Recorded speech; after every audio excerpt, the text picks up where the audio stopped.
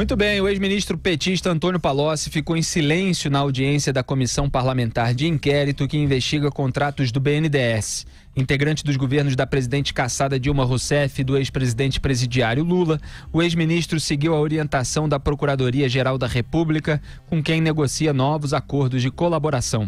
Os advogados do ex-ministro chegaram a entrar com pedido de habeas corpus no Supremo Tribunal Federal, pedindo a liberação do petista da sessão desta quarta-feira na CPI. Fachin manteve a obrigação do ex-ministro de ir, mas o autorizou a ficar em silêncio, sem prejuízo à sua defesa.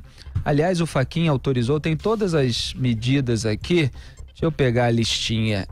O Fachin concedeu ao Palocci os seguintes direitos: não ter a imagem registrada, direito ao silêncio, assistência por advogado durante o ato, não ser submetido ao compromisso de dizer a verdade, não sofrer constrangimentos físicos ou morais decorrentes do exercício dos direitos anteriores.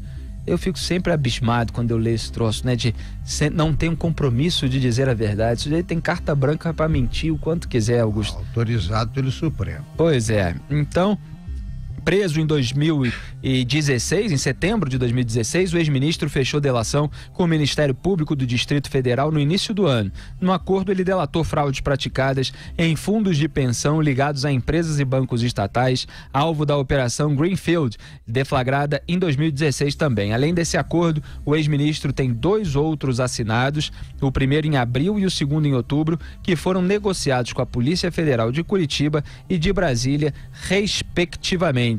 José Maria Trindade, o Antônio Palocci, a gente sabe que tem muito a dizer, estamos aguardando que esse sigilo do acordo de delação premiada dele seja levantado para a gente saber de tudo e infelizmente acabou não trazendo novidades hoje, né?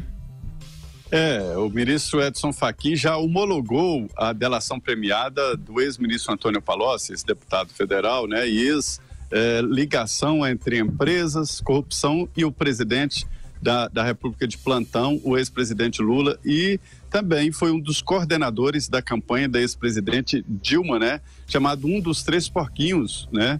Era ele, José Eduardo Dutra e o ex-ministro da Justiça, né? José Eduardo Cardoso.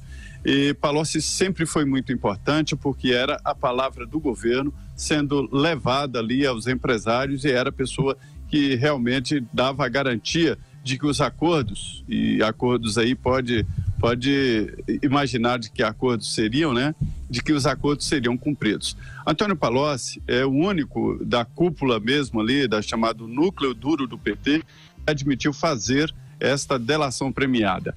Mostrou detalhes absurdos, né? E sórdidos do governo Lula, das relações de Lula com as empresas, e já foi metralhado pelo Partido dos Trabalhadores. Ele veio, portanto, a bordo de um pedido ao Supremo Tribunal Federal e o ministro Edson Fachin, o interessante é que ele pediu para não participar da sessão. Ele não queria prestar depoimento, mas nisso aí o ministro não, você tem que ir. Mas deu essas condições que você disse aí, sobre imagem, de ficar em silêncio, e aí é o tal de entrou mudo e saiu calado. A delação premiada dele, apesar de já estar homologada pelo ministro Fachin, ainda está sob sigilo. Vazaram alguns pontos, uns pontos aqui, outros ali, mas não a delação premiada inteira. Augusto, frustrou aqui as nossas expectativas, né? Ele tinha que falar na CPI, sim. Agora, antes de mais nada, como disse o Felipe, aqui a gente conta a verdade, né? Qualquer verdade. Então eu já peço desculpas antecipadas por eventuais escorregões de pronúncia, porque eu estou brigando aqui com uma afta inimiga que está me impedindo de me expressar me expressar normalmente. Então me desculpem. Eu acho o seguinte, não deviam nem ter convidado, né, Zé Maria? Se ele tem uma delação premiada, o que o impede de fazer revelações em outros lugares, né? Tem que fazer nos depoimentos previstos por esse acordo de delação. A bobagem é a CPI, para mostrar serviço, convocá-lo, sabendo que ele teria o direito de, como lembrou o Felipe, mentir até. Ele não poderia contar a verdade, porque essa ele guardou para outro departamento. O importante é que ele conte, seja onde for, conte tudo. E acho que ele está disposto a isso. E eu também acho que os órgãos envolvidos nas investigações hoje são sempre bem mais eficientes que uma CPI, por mais bem intencionada que seja a Comissão Parlamentar de Inquérito. Legal, Augusto Nunes. As Áfricas ardem dói, né, Augusto? Fala, Zé Maria. Dói. Esta última frase do Augusto, ela é cruel, mas é muito verdadeira. Eu tenho a impressão que a CPI perdeu o terreno, sim. Até o mensalão, a CPI foi um grande momento, teve um grande momento, investigou, conheceu detalhes, mostrou, mas depois aí da Lava Jato, a gente vê que a CPI não tem mais nenhuma grande força e é preciso que o Congresso faça uma readequação da CPI, uma atualização, uma legislação tornando a CPI, regulamentando a CPI de uma maneira diferente. É isso. Legal, Zé Maria Trindade. Lembrando que Antônio Palocci era o negociador dos governos do PT com os empresários, era o braço direito do Lula, era aquele que tinha a inteligência elogiada pelo Lula até em rede social. Esse era o Antônio Palocci, sabia de tudo e mais um pouco, e eu espero que ele ainda revele muitas novidades pra gente. Por isso foi o coordenador da campanha da Dilma. Ele acumulou conhecimentos enormes, profundos sobre os dois candidatos, né? Sobre o que fizeram os dois candidatos e depois os dois presidentes.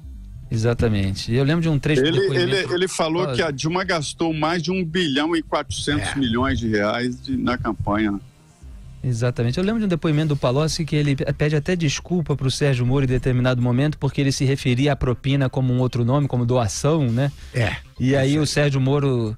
Eu acho que era o juiz Sérgio Moro naquele depoimento, fala propina, alguma coisa assim, alguém fala isso e ele fala, me perdoe, doutor, porque são mais de 30 anos usando essa expressão.